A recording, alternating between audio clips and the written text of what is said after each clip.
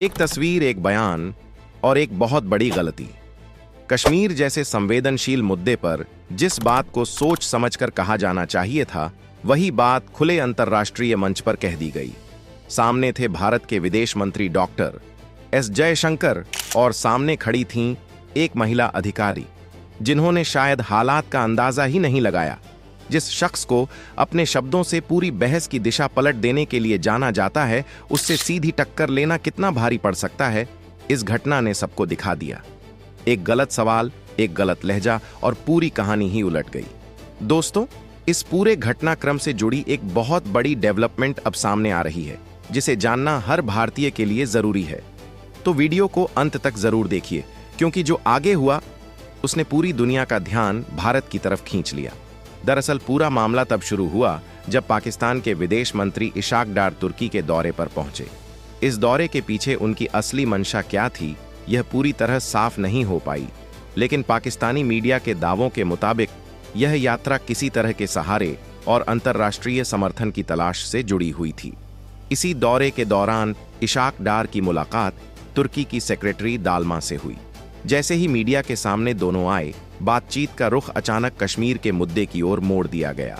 यहां इशाक डार की बातें कुछ इस तरह सामने आईं, जिनमें वह पाकिस्तान के नैरेटिव में पूरी तरह बहकते हुए नजर आए। भारत को लेकर उन्होंने ऐसे कटाक्ष किए और ऐसे आरोप लगाए जो न केवल तथ्यों से कोसों दूर थे, बल्कि कूटनीतिक मर्यादाओं को भी पार कर चुके थे। भारत के लोकतंत्र और कश्मीर को लेकर कही गई बातें सीधे तौर पर भारत की संप्रभुता पर हमला थीं। यहीं से यह साफ हो गया कि यह मामला अब यूं ही शांत नहीं होने वाला। यह सिर्फ किसी एक देश की नाराजगी नहीं थी, बल्कि भारत के खिलाफ खुले मंच से दी गई चुनौती थी। और जब चुनौती खुलेआम दी जाती है, तो उसका जवाब भी उतनी ही मजबूती से आता है। यही कारण था कि अब सबकी निगाहें इस बात पर टिक गई थीं कि भारत की तरफ से इसका क्या जवाब दिया जाएगा और किस अंदाज में पलटवार होगा।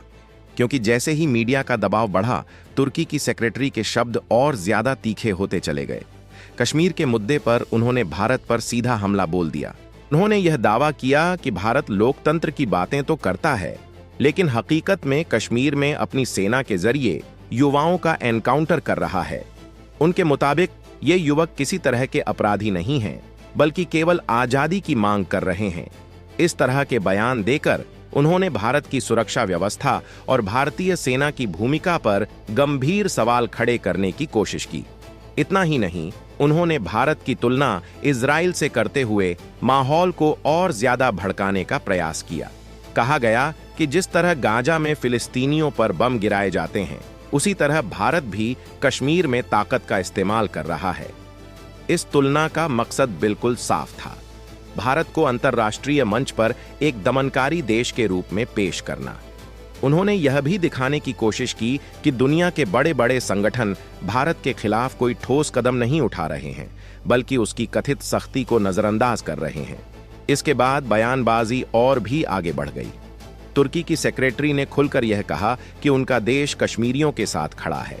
भविष्य की बातें करते हुए उन्होंने यहां तक कह दिया कि एक दिन कश्मीरियों को आजादी जरूर मिलेगी और इस रास्ते में पाकिस्तान उनका साथ देगा। यहां तुर्की ने खुद को पाकिस्तान का बड़ा भाई बताते हुए हर संभव सहयोग का भरोसा दिया। लेकिन मामला तब सबसे गंभीर मोड़ पर पहुंच गया जब यह सहयोग सिर्फ राजनीतिक समर्थन तक सीमित नहीं रहा। संकेत दिए गए कि जरूरत पड़ी तो हथियारों की आपूर्ति जैसी मदद भी की जा सकती है। यह बयान कैमरों के सामने दिया गया ताकि संदेश पूरी दुनिया तक साफ साफ पहुंचे। यहीं से यह साफ हो गया कि यह केवल शब्दों की लड़ाई नहीं है, बल्कि भारत के खिलाफ एक सोची समझी रेखा खींचने की कोशिश है। माहौल पूरी तरह बदल चुका था, कूटनीति की सीमाएं टूट चुकी थीं और भारत के आत्मसम्मान को सीधे चुनौती दी जा चुकी थी। ऐसे में सबकी नजर इस बात पर टिक गई कि भारत इस खुले उकसावे का जवाब किस तरह देता है, क्योंकि यह तय था कि अब चुप्पी नहीं रहने वाली। दोस्तों, इस उकसावे के बाद भारत की तरफ से जो जवाब आया, उसने पूरी बहस की दिशा ही बदल दी। विदेश मंत्री एस जयशंकर जी ने बिना किसी भावुकता के बिल्कुल ठंडे दिमाग से अपनी बात रखी। उन्होंने साफ कहा कि जो देश आतंकी संगठनों को राजनीतिक आंदोलन बताने की कोशिश करता है, वह भारत को लोकतंत्र और मानवाधिकार का पाठ नहीं पढ़ा सकता। यह बयान सीधे उस सोच पर वार था जो आतंक और राजनीति के बीच का फर्क मिटाना चाहती है। जयशंकर साहब ने आगे कहा कि तुर्की को पहले अपने ही रिकॉर्ड पर नजर डालनी चाहिए। उन्होंने इशारा किया कि किस तरह सीरिया में सक्रिय आतंकी ठिकानों को वहां से फंड और हथियार मिलते रहे हैं। यही नेटवर्क अब मिडिल ईस्ट से निकलकर यूरोप तक फैलने की कोशिश कर रहा है। ऐसे हालात में भारत पर सवाल उठाना अपनी सच्चाई से आंख चुराने जैसा है। उन्होंने यह भी दो टूक कहा कि भारत में तुर्की से कहीं ज्यादा मुस्लिम आबादी रहती है। अगर सच में भारत में मुस्लिमों पर अत्याचार होता तो हालात अब तक बेकाबू हो चुके होते। लेकिन सच्चाई यह है कि भारत में हर धर्म के लोग साथ रहते हैं और देश लगातार आगे बढ़ रहा है। यही वजह है कि भारत आज दुनिया की बड़ी अर्थव्यवस्थाओं में शामिल है।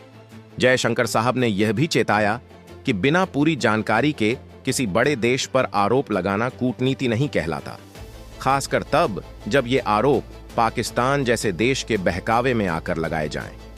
उन्होंने साफ संदेश दिया कि भारत अपने आंतरिक मामलों में किसी भी तरह की दखलंदाजी बर्दाश्त नहीं करेगा। कश्मीर भारत का विषय है और इस पर किसी बाहरी ताकत की भाषणबाजी स्वीकार नहीं की जाएगी। आखिर में संदेश बिल्कुल साफ था। भारत शांति और संयम में विश्वास करता है, लेकिन आत्मसम्मान से कोई समझौता नहीं करेगा। अगर कोई देश या अधिकारी सीमा पार करने की कोशिश करेगा तो जवाब भी उसी मजबूती से दिया जाएगा। यही वजह है कि इस पूरे मामले में भारत का रुख सख्त, साफ और अडिग नजर आया।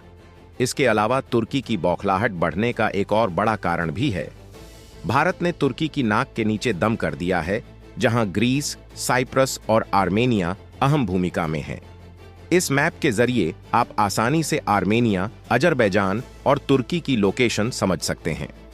अजरबैजान तुर्की का करीबी दोस्त है और तुर्की खुलकर उसे हथियारों की सप्लाई करता है ताकि वह आर्मेनिया जैसे कमजोर देश पर दबाव बना सके। लेकिन कहानी यहीं पलट जाती है, क्योंकि भारत पिछले कई सालों से आर्मेनिया को लगातार हथियारों की आपूर्ति कर रहा है। खबरें बताती हैं कि अब भारत ने यह सप्लाई और तेज कर दी है और यही बात तुर्की और पाकिस्तान की चिंता का कारण बनी हुई है। तुर्की इस बात को भली भांति समझ चुका है कि इन्हीं हथियारों के दम पर आर्मेनिया किस तरह अजरबैजान को जवाब दे रहा है। हालात यहां तक पहुंच गए कि तुर्की ने कई बार अजरबैजान के साथ मिलकर भारत को धमकी दी कि वह आर्मेनिया को हथियार देना बंद करे। लेकिन भारत को जितना रोका गया, भारत ने उतनी ही तेजी से हथियार आर्मेनिया को एक्सपोर्ट किए। आज आर्मेनिया भारत के लिए हथियारों का एक बड़ा एक्सपोर्ट डेस्टिनेशन बन चुका है और मामला यहीं खत्म नहीं होता। जब भारत ग्रीस को अपनी S-100 जैसी क्रूज मिसाइल ऑफर करता है तो तुर्की की बेचैनी और बढ़ जाती है। इस मैप में लाइट ग्रीन रंग से दिख रहे ज्यादातर छोटे छोटे द्वीप ग्रीस या साइप्रस के हैं, लेकिन तुर्की उन्हें जबरदस्ती अपने कब्जे में लेना चाहता है।